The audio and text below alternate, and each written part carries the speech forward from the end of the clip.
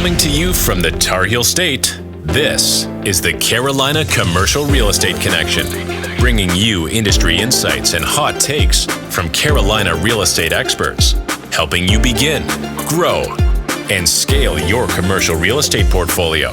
And now your hosts, Tony Johnson and Cameron Pearson.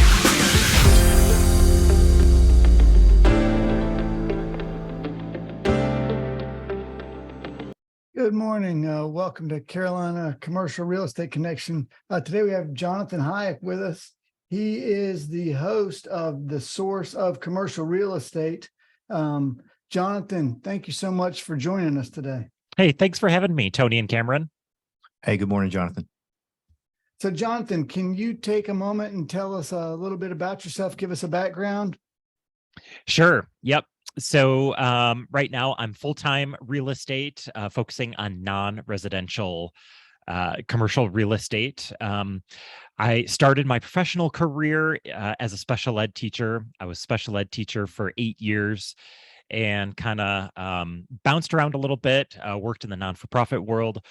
It became clear to me that the teaching route and the non-for-profit route was ultimately not going to get myself and my family where we wanted to go. And so I started in real estate with flipping houses. So flipping single family houses and doing house hacks. And we would do the, buy a personal residence, live there for 2 years, house hack it, get the personal capital gains exemption, sell the personal residence, buy a new house hack, a new personal residence, house hack it, and keep doing that. And so I'm still house hacking actually, but we just try to level up a little bit each time. And so we're flipping houses, flipping single family houses. And the idea was to flip single family houses in order to build this portfolio of small multifamily. And it worked for a while.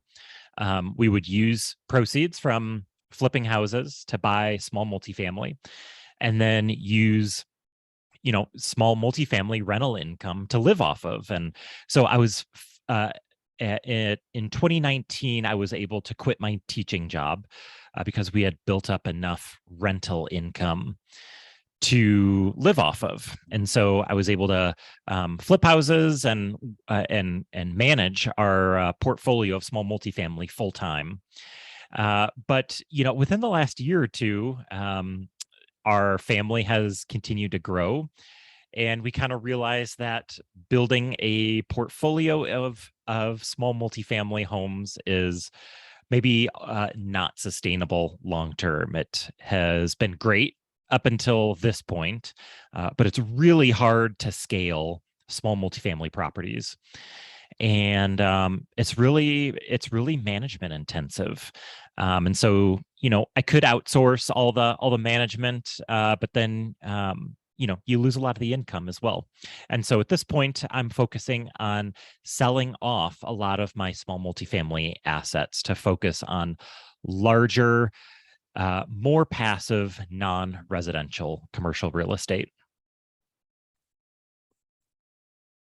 Very cool, man. You've been transitioning right through it. So it's pretty interesting that this flipping on the single family residence, that's kind of where my head was in the start of the game as well. So it seems like that may be a good jumping off point for where you're headed now.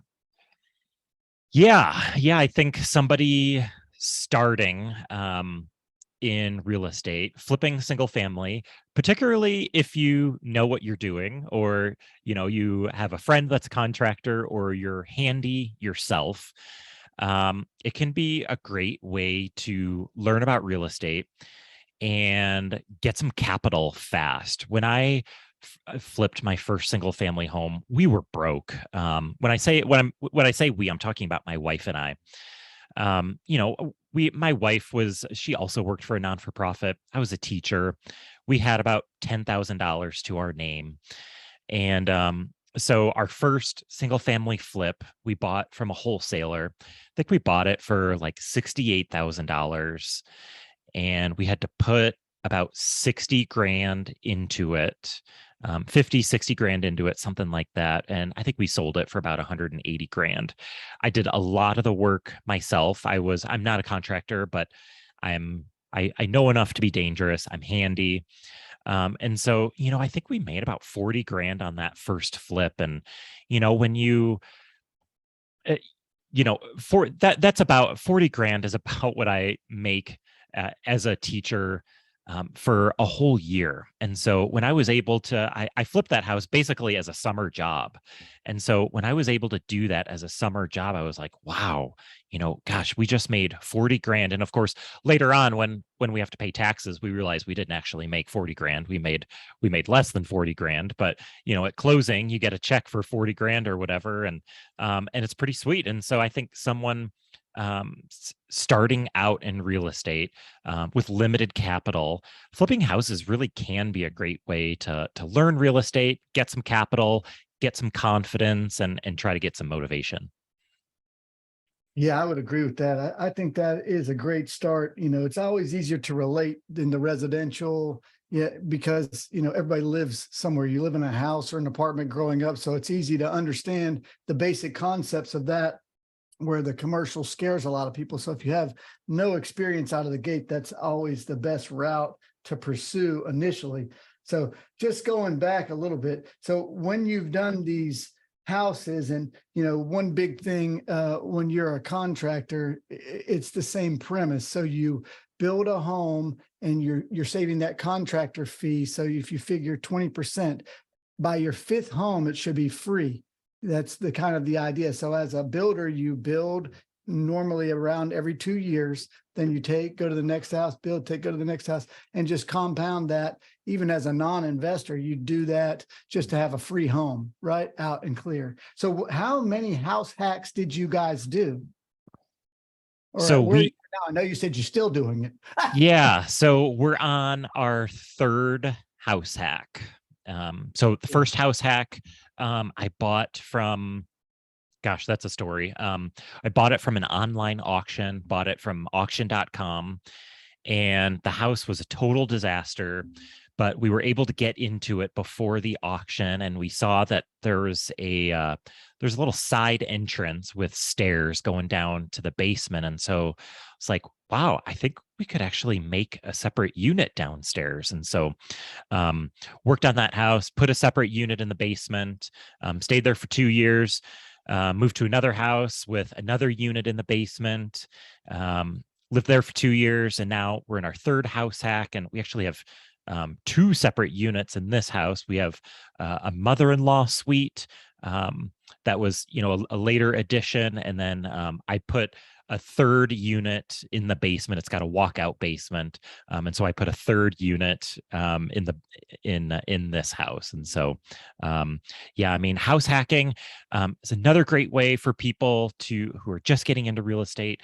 A great way to, it does a couple things. You can learn how to be a landlord. It's kind of a low stakes way of learning how to be a landlord. You learn how to, handle choosing tenants, how to handle, doing repairs, what it's like to have tenants, what it's like to collect rent. Being a landlord is not for everyone. And so you can kind of learn if it's something for you, if it's in your personality. And then, you can live sometimes completely rent-free, sometimes close to rent-free, sometimes you make money on your house. And so it can really supercharge your real estate investing when you don't have a mortgage payment of your own. So it sounds like the scalability was really the only deterrent for you, is which is more pushed you into the commercial space.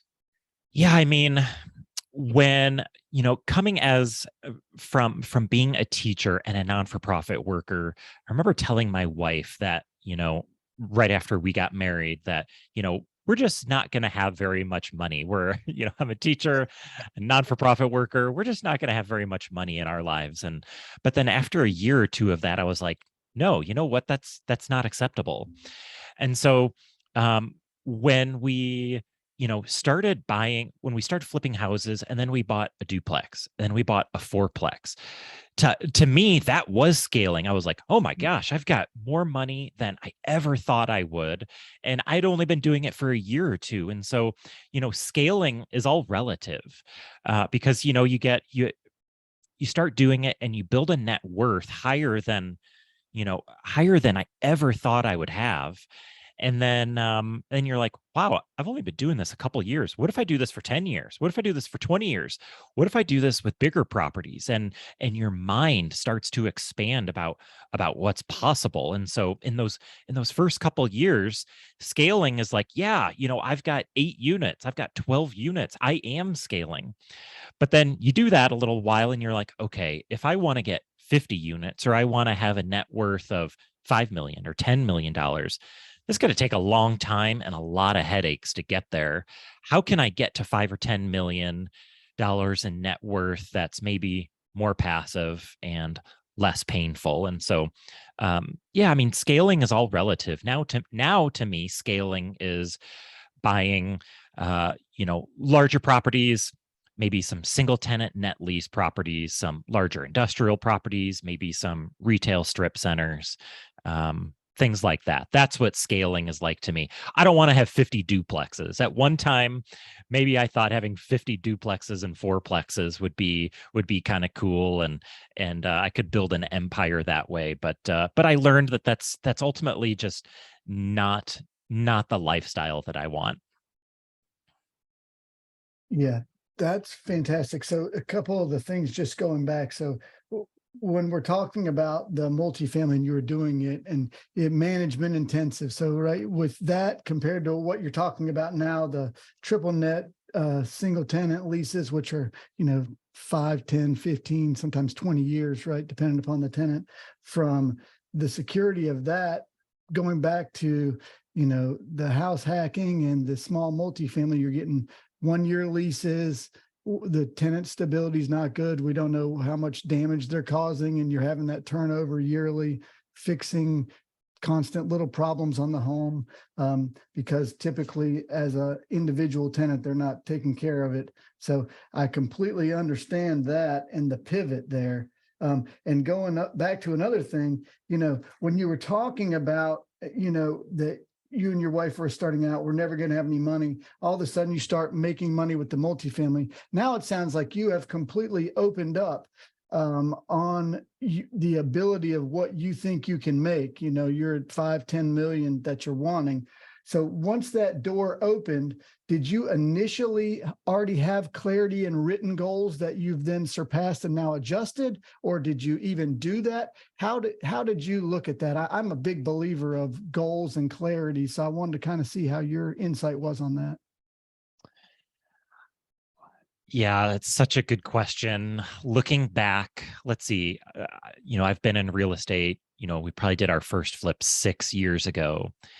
And I think our goals were keep going, get the next deal, continue to get more capital, maybe talk to another family member and try to raise a little more private capital. Early on, when we were flipping that first house, if someone said, okay, so is your goal to be a millionaire? I would have been like, a millionaire? I'm never going to have $1 million. I'll never have a 7-figure net worth. But then, things just keep building and building and building. And I think, my goals right now are not net worth based. My goals are lifestyle based. It's more of not having a certain amount of money, but what my money can do for me.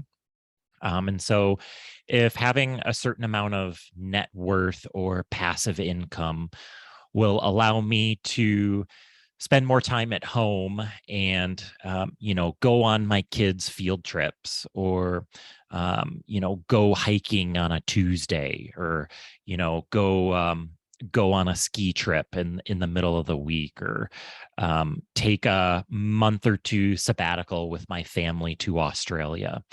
That's the important stuff for me. Whether or not I can say I've got a $10 million or $20 million net worth is not important if what comes along with that 10 or $20 million net worth is working 60 hours a week, or having to oversee and manage a team of people, or having a super high maintenance portfolio. To me, it's not worth it. I want to enjoy it along the way. And so if it means maybe having a slightly lower net worth, but it's super passive and it brings me tons of flexibility and the lifestyle that I want, that is way more worth it to me than having a huge net worth that I can't enjoy. That's awesome. That's Yeah, insightful. really great point. Cameron, what do you think about that? How are you outlooking on your life and investing?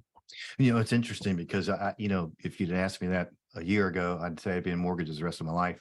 And then with the market change here, it just like it almost gets your brain working again. Okay, so now there's a different direction that I may need to look at. And being in the real estate world for the past 20 years is obviously that's the first thing I go to is the single family flip and starting there. But then with talking with you, Tony, and kind of like you said, almost opening your mind to the possibilities, because sometimes you get trapped in thinking small. And then Tony, you're great at just slapping you across the face saying, wait, that's way too small. You need to think bigger. So this has been, all of this is brand new to me, but very enlightening. Yeah, Jonathan, I think it's great in how your brain has opened through these experiences. And now, let's go fast forward. So that was what you did. Now you've moved on and you've got some non-commercial, right? You're pursuing some currently. Have you closed any deals on any non-commercial assets at this point? Yeah, I have.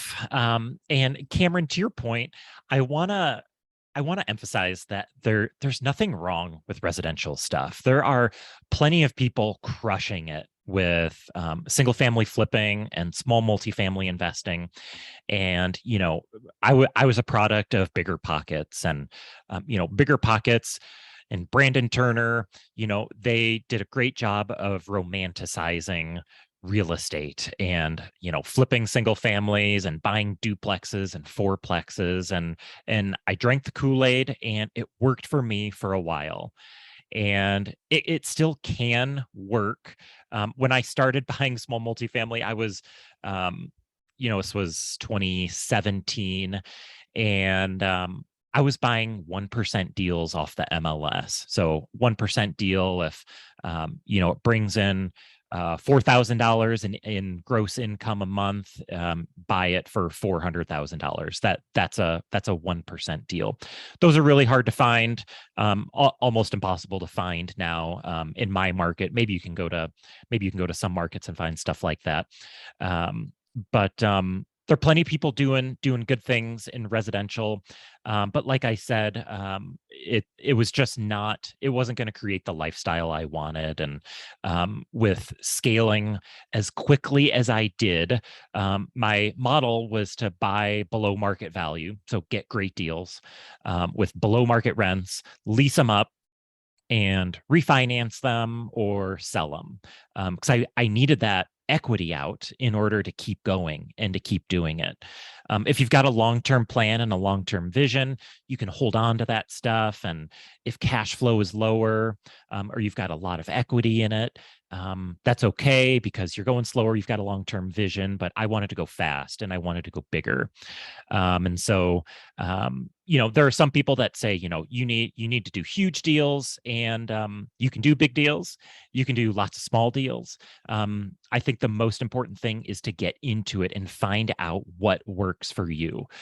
Maybe somebody loves the idea of buying single families and just doing the Burr method, remodeling them, refinancing them, and just keep doing that, getting your money out and just do a bunch of those, have a bunch of single family rentals in your hometown. If that's what works for you, great. To me, that sounds like a nightmare.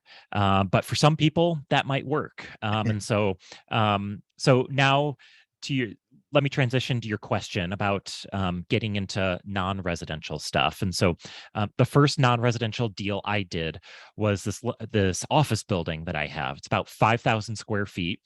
And it was natural transition from my small multifamily stuff into the non-residential world, because this was it was a vacant office building, but it was split up into a bunch of individual offices. So there was one slightly larger space of about 1,000 square feet, and the rest of the building was about 10 or 12 small offices. And so I saw this building, and I was, had this idea of getting out of small multifamily, partially because deals were so hard to find.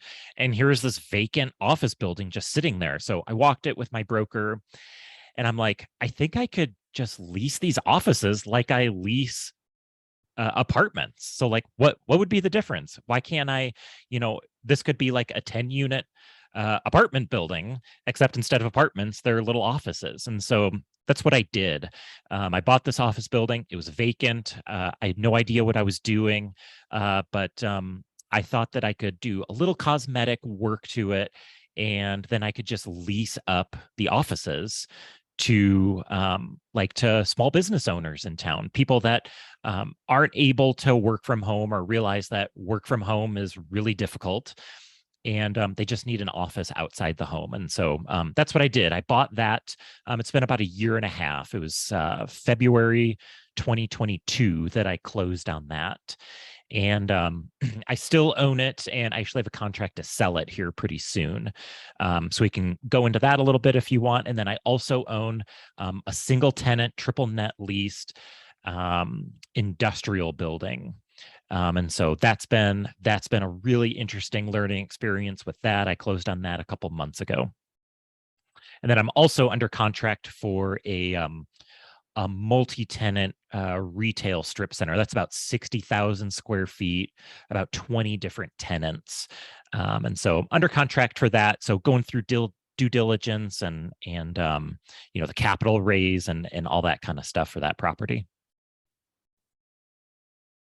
Yeah, I mean, you're certainly moving fast. Yeah. That's in a short period of time. Yeah, fantastic that you've moved that quickly. So let's just dig into a couple things on these that you've got. So first, going back to your first purchase from February 22, the 5,000 square foot office building, purchased vacant. At this point right now, what percentage occupied is it? 100% occupied. 100% occupied. So that's amazing. So we took this 5,000 square foot vacant building. Now it'd be very difficult to get any financing on that, by the way, right?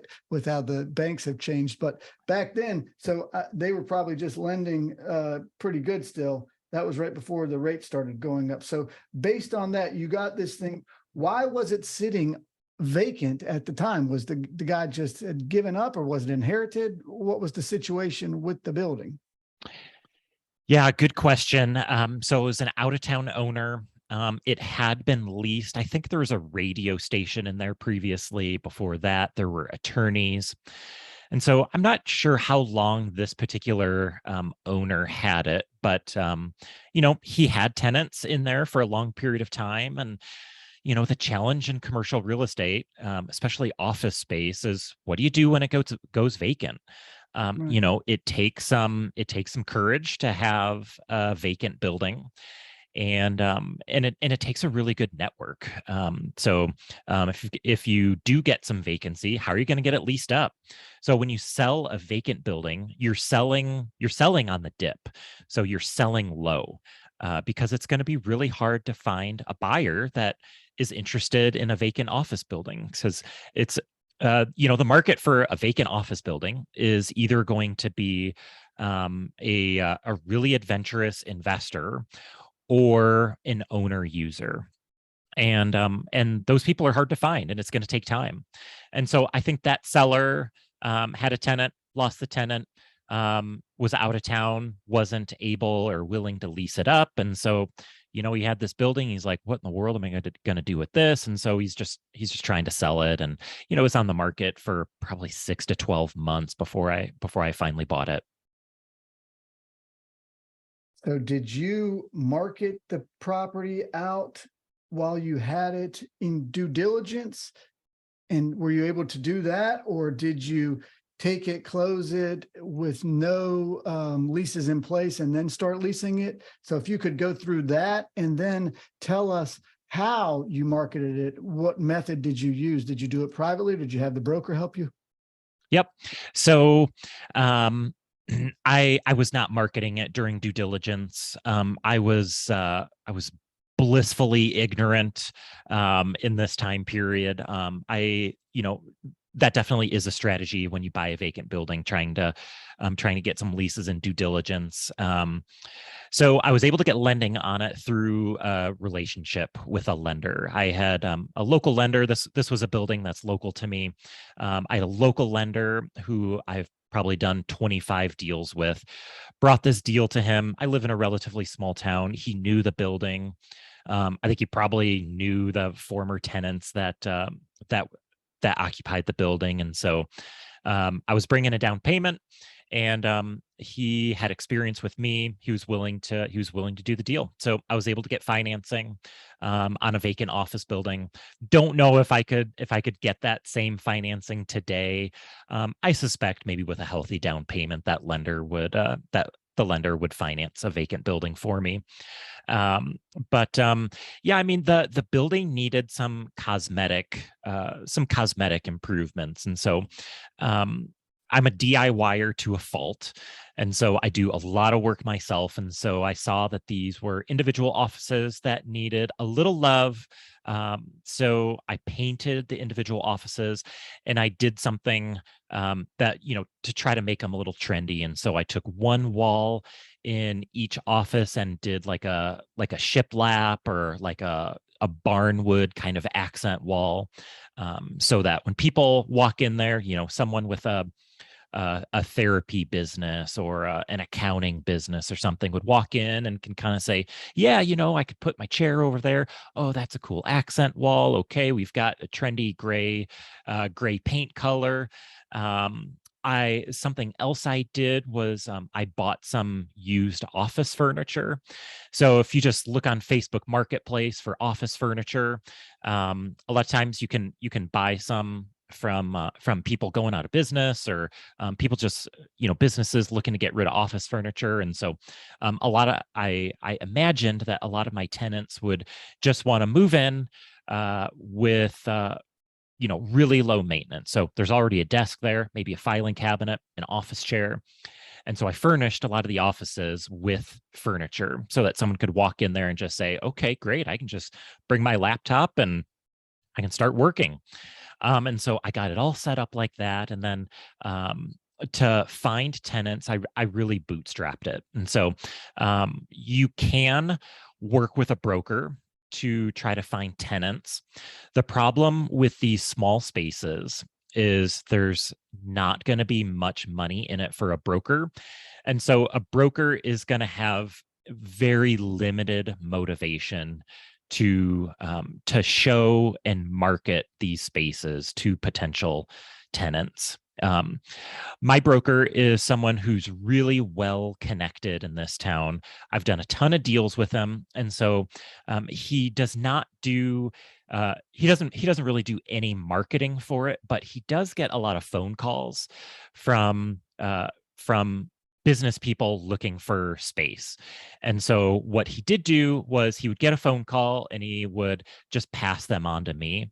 And so he would just say, hey, got a call today for someone looking for a small amount of space. And he'd give me their phone number and their name, and then I would take it from there. And so if you think about just how brokers make their money and the types of leases these are. So to give you an idea, I'm leasing an office space for about $500 a month. It's a gross lease. It includes everything. It includes internet. It includes utilities, parking. So the idea is with an office space like this to make it as simple and stress-free for somebody to move in as possible. So someone might say, oh, you should make these triple net leases. And then, you can recapture some of your expenses that way. I might be able to.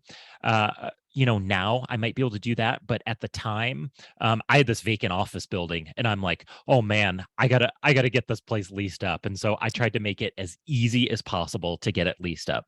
Now that I've got tenants, maybe if I were to keep this office building long term, maybe I might try to convert them to triple nets, or maybe just try to recapture some of the CAM expenses, have a flat, uh, you know, five, $5 a foot or something, something kind of fee to try to recapture some of those expenses. So what saved me, not what saved me, but definitely an attribute of this building was its location.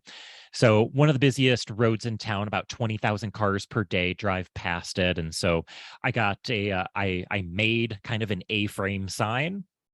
I got a sign printed, I think off of Amazon or something, that just said prime office space available, with my phone number. Put that out by the road, with 20,000 cars per day driving by. I would get phone calls that way. I listed on Craigslist. I don't think I got any calls from Craigslist. I would also list on Facebook Marketplace. I probably got the most amount of leads from Facebook Marketplace, just listing for a vacant office space, and then from broker connections. From this broker sent me a couple tenants, and so just bootstrapping it, DIYing it, I was able to get it 100% leased up.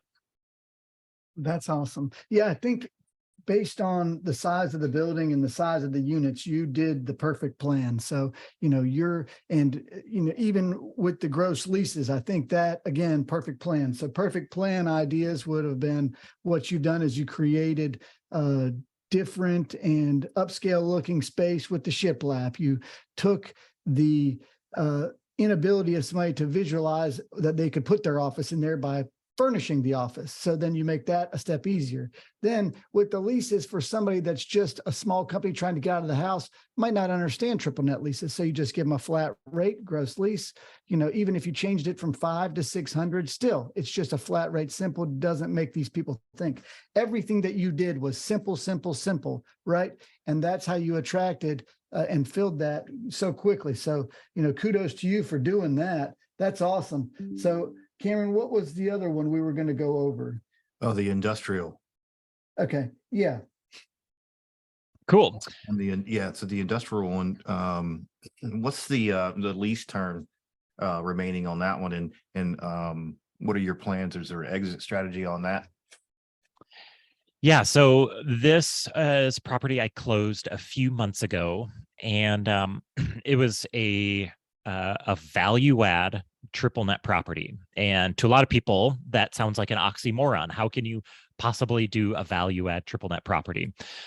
It was exactly the kind of property that I look for. So it had an expiring lease. So the current tenant is a landscaping company.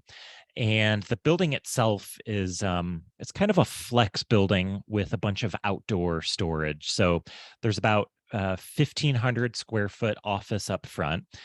In back is a warehouse of about 7,000 square feet. And then there's about an acre and a half of outdoor storage with a little bit of covered storage as well. And this landscaping company had been there for like 15 or 20 years. And the seller was, retiring. He's an older guy. Didn't want this building anymore. He lives out of state, and he was just ready to sell it. And but the problem was there was about 8 months left on this tenant's lease, and most commercial real estate investors invest for long-term leases. And so when they see an expiring lease with 8 months left on it, a lot of investors say, they get a little nervous. They say, well, there's 8 months left. What if this tenant leaves in 8 months? And then I've got this vacant industrial building. And what am I going to do? How am I going to find a tenant? There's risk there for an investor when there's an expiring lease. There's also risk for a lender. A lender might see a building with only 8 months left on the lease, a single tenant building with only 8 months left on the lease. And the lender might say, no thanks, get a long-term lease and then I'll be interested in lending on it. But this was priced at a point where I could make an aggressive cash offer. So I didn't have to worry about lending. And so I thought if I could come in with, and this goes back to my single family flipping days. So, making an attractive offer, making an attractive cash offer, making it, no hassle for the seller. And so I made a cash offer and the seller accepted it.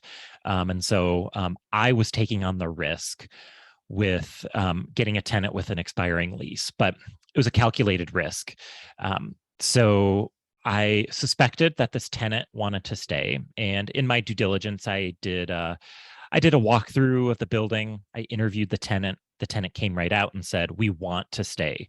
The tenant was actually really nervous about me purchasing the building because they didn't know if I was going to kick him out.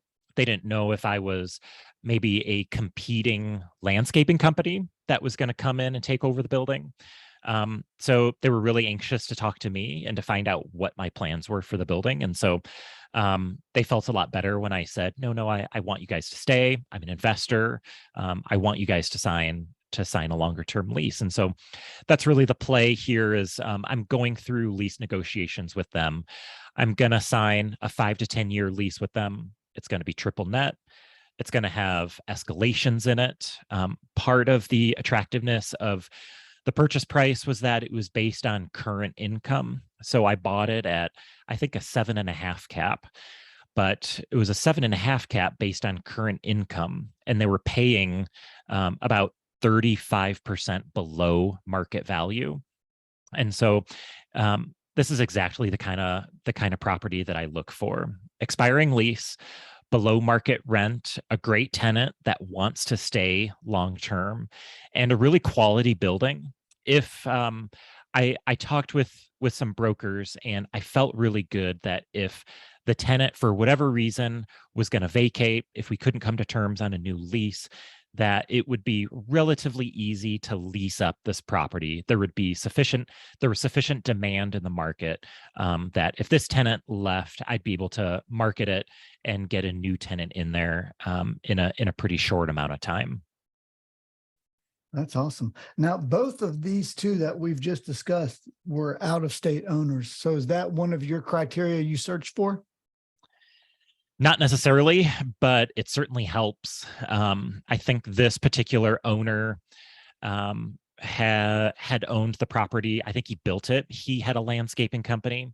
And then when he was retiring, he sold his landscaping company to this landscaping company. And he just retained ownership and moved across the country. So it is definitely something to look for, an out-of-state owner. It does not necessarily mean that they're distressed, but a retiring out-of-state owner can certainly signal distress sometimes. Yeah, absolutely. Okay. And so both of those were in town for where you live. And then we have the one other that you're working on right now. I'd like to circle back and get a little info on from you. So this one's a little bit of a different animal because this is a 60,000 square foot retail strip, you said. And I think you said there were 20 something odd tenants, right? So this is a large leap. And you're ready to go to something much larger after you've now gone through a couple of these other ones. So let's walk through this one and find out, one, how you found it, two, where it's located, and three, maybe a plan of action of what you're trying to do with it and where you see value. Sure. Yep. So to clarify, the office building, that first office building I talked about, is in my hometown where I live. The second industrial building is out of town. So that's an out of market deal for me. And then this retail strip center is also out of town. And both the industrial property and this retail center are in Oklahoma City. That's a market that I like, that I'm continuing to learn about and build relationships in. So what I like about this retail strip center is it's got some vacancy. It's got about 25% vacancy. And it's priced based on current income. At least it's marketed as being priced on current income. So what you have to look out for when you're looking at properties is selling brokers will price properties based on a pro forma. And so that would be like it's maybe a building is 50% vacant and they're pricing it at an 8 cap. And you're like, oh, an 8 cap. Okay, that sounds decent. But they're pricing it at an 8 cap as if it was fully occupied. But it's not fully occupied. It's only half occupied. And so you, as the investor, if you're looking at this half occupied building, are going to have to do a lot of work. You're taking on the risk and you're taking on the work of leasing up the space. And so you need to be rewarded for taking on the risk and doing all that work of leasing up the space. And so when you're looking at deals, you definitely have to make sure if they are pricing it based on actual income or pro forma income. Whenever I'm looking at a deal and I see that they're pricing it based on a pro forma income, that's pretty much a deal breaker for me. I'm not interested in paying the seller for work that I'm going to have to do. So that to me is one of the most frustrating things. So that is what they all do. Single one is listed on this pro forma, and half of them they don't even list it as a pro forma. They say here's the rents and here's the cap rate, and then you're digging all in, you're wasting all this time, then you're getting them on the phone, going through the deal with them, and they're like, oh no, that's what we're projecting it to be next year and the year after, and that's where. Well, I'm like, well, so why am I going to buy it, put all that risk in it just to potentially, hopefully, get it to value what I'm buying it for? How does that make any sense whatsoever? I don't know. So that's very frustrating, Jonathan. And yeah, so this one you're saying you found, and it's actually done the proper way, which is it's got 25% vacancy, and so it's got that based on income of what it's actually producing. So there, it gives you an opportunity to work up with it, right? Yeah. And I say, actuals pretty loosely because part of the due diligence process is matching up the actual. So looking at leases and matching up leases with what the broker says the income is. And so you'll look at this deal, you'll get an offering memorandum. And oftentimes in the OM will be a rent roll, and it'll show you, the tenant name and when the lease started, when the lease expires, how much CAM they're paying, what the base rent is, all that sort of stuff. But just because it's in the OM does not mean it's true. And so part of what I'm going through in due diligence is matching up. It's a lot of work. And so we're matching up these 20 leases with the rent roll and in the offering memorandum to see if brokers are being honest. And something that you'll learn when you look at enough deals is that selling brokers, they're not necessarily dishonest, but they want to sell the deal. And they're sometimes lazy. So this rent roll that I'm looking at is a couple months old.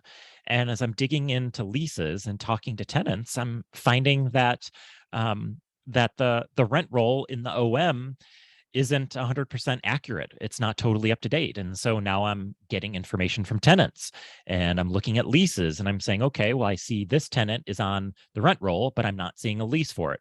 Oh yeah, that, and then, then I ask the seller about it. Oh yeah, that tenant left. So that's vacant space. Oh, okay. So now I have to deduct that income from the rent roll. I can't pay for that income. And so that is a lot of what I'm doing in due diligence, seeing if what the broker and the seller say the income is actually true. Yeah. So in commercial non-residential is a lot different from the multifamily because we're really digging in when you're on a commercial deal like that. And when you're getting all these leases and then doing what we call retrading the deal based on what you're finding out, right? So in multifamily, that I think is looked down upon, and in non-residential, that's kind of understood that that's what you're doing when you're taking the time to research that. And so you've found, how many anomalies have you found so far? Probably 10 And Wow. they vary in severity. Sometimes, for a couple of them, the expiration date is wrong. The expiration date on the lease is wrong. And a couple others, the tenant just doesn't exist. And so I've done a property tour, and you learn a ton from doing a property tour and talking to tenants that are there. And on the topic of retrading, I don't like to retrade. I really like to be a person of my word. I like to do what I say I'm going to do. If I say I'm going to pay a price, I like to follow through on that. But sometimes the way that sellers and brokers market a deal, they leave us no choice. If they say, in the OM that maybe the roof is great, roof is totally checked out, and then you actually do the roof inspection and it needs a new roof, it really leaves me with no choice than to, because I can't buy a building with a bad roof. And just like if you say a tenant is occupying a space and then I do a site visit and there's no tenant there, that's bordering on it's on one hand, it might just be lazy, but the other extreme, it's bordering on dishonesty. And so sometimes these sellers and brokers just leave us with no choice when they're not being totally forthcoming with the condition of the building. Yeah, absolutely. So, I mean, I think that you're respectable still, even when you're retrading in a circumstance like that. You're not doing anything dishonest, right? So the property was misrepresented to you. So when you're just finding it out, retrading in that circumstance, you're just realizing that it was, yes, either dishonesty, laziness, whatever the reason, it's just not accurately marketed. And so there is an opportunity for you to see something that may be a deal that might actually then turn into a real deal.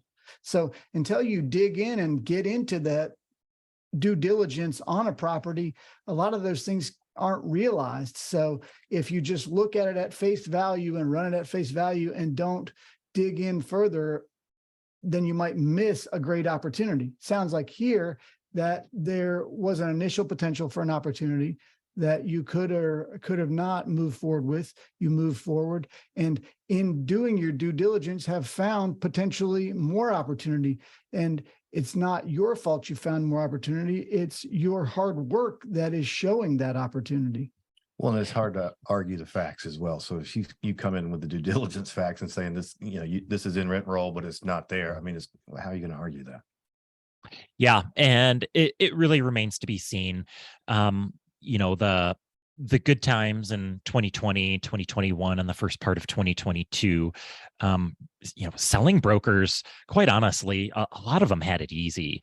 I mean, they could just, they can put something up on LoopNet or Crexy and get multiple offers for it, and ridiculous offers, and selling brokers and sellers, and I put myself into that. I did really well on some properties in that time frame.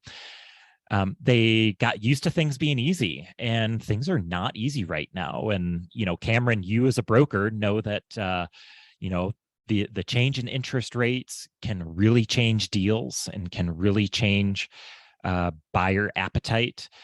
And so I think there's some price discovery happening, and on this deal, I'm going to see what the seller is willing to do. The seller may very well say, nope, you agreed to a price, I'm not going any lower, and it'll probably kill the deal, because what was marketed as an 8.5 cap is probably more like a 6 cap after we go through everything. And then another thing was in their in the OM, they didn't account for property insurance. The seller has, they say that he's self-insured, which means he doesn't have any insurance on the property. Yeah. And so, but me, I'm gonna have insurance on the property. I'm gonna have a loan. The lender's gonna require insurance. That line item isn't present in the broker's analysis, and so I have to take those numbers out, which further impacts NOI. And so, it's just really important that you and you learn this stuff by doing it. So you analyze deals, you talk to brokers, you look at OMs, you look at rent rolls, you look at these financial analyses, and ultimately you do deals and you have successes, you make mistakes, you have some failures, some learnings, and that's how you know that, okay, on the next deal, I'm going to look out for this. I'm going to look out for that. I'm going to make sure insurance is incorporated into the numbers. Man, yeah, that's awesome. Yeah. So with the change in the banking lately, it's a little bit crazy on what's going on. And we don't know, we had some initial banking defaults. I've been, doing further research on the banking situation, and it looks like, behind the scenes there is more bank instability, right? And so lending has tightened up, and things are changing rapidly as we're going through this timeline that we're in right now. So, I applaud you for moving forward and looking right now. This is when the opportunities do start to present themselves. So even if this opportunity doesn't work, there's not to say that the seller doesn't come back to you in 6 months. And in 6 months, it might look a lot worse and your offer is going to be less. So he would be in the losing position, not you anyway, right? So I think you're doing the right thing, and that's great.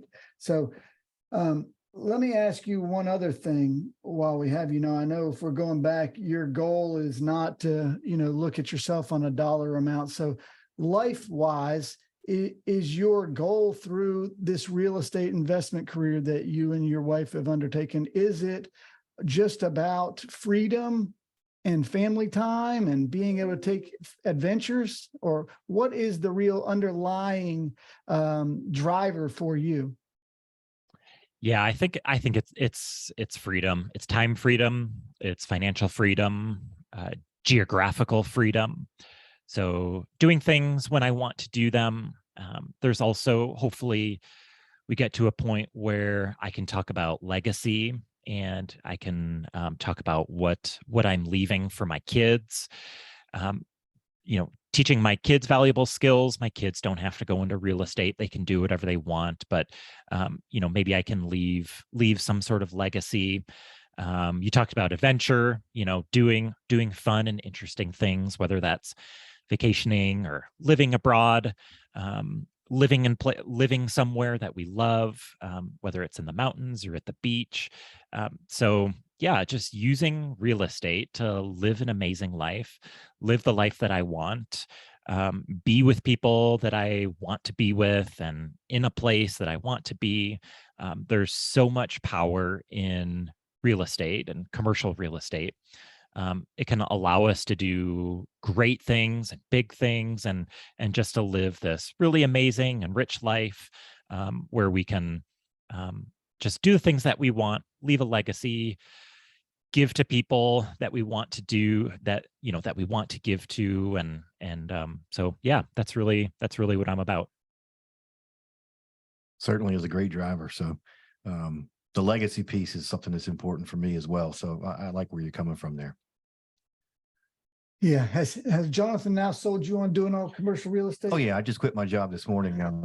So we're ready to rock and roll, Jonathan. I'm flying to Oklahoma City, and we'll see what's out there for you. And I'll well, the cool thing about real estate is you can do it on the side. It doesn't have to be a full-time thing. You can still broker mortgages while still, maybe having a single family flip, or, and you can also invest passively with other people. If you've got some capital, you can say, hey, I've got 50 or 100 grand. Can you take me into your next deal and show me how you do it? Cameron, if that's something that you're serious about, learning this, maybe find an operator who's doing some deals and just say, hey, if I invest some capital with you, can I like partner with you? Can you like copy me on emails? Can you take me on property tours? Can you, show me leases? Can you walk me through how you're doing this? And then, maybe the next deal you take it down yourself, or maybe you partner with an operator and that operator helps you a little bit more. So yeah, if you've got some capital, that's probably what I would do, is find someone that is doing the stuff that you want to do, lend them some money in exchange for a return on that money, and say, hey, I'll lend you this money, but teach me what you're doing. Yeah, nice. And it's lend you the money for nice education. So Jonathan, so if other people just from listening to you are interested in getting involved in what you're doing, maybe investing with you passively, how can they do that? Yeah. So to learn about commercial real estate, I started my own podcast. I had Tony on my podcast a couple months ago. So that's called The Source of Commercial Real Estate. So you can check out The Source of Commercial Real Estate. If you're interested in building a relationship with me, I do work with passive investors, but only people that I have a relationship with, so friends and family. So happy to talk to people about that, and happy to talk about real estate. So yeah, just connect with me on LinkedIn. And also you can connect with me on my podcast, The Source of Commercial Real Estate.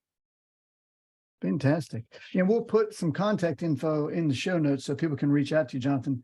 But man, it's been great having you on and getting to know your story. It's a great story, and I look forward to seeing where you go with it and where you take it. Yeah, of course.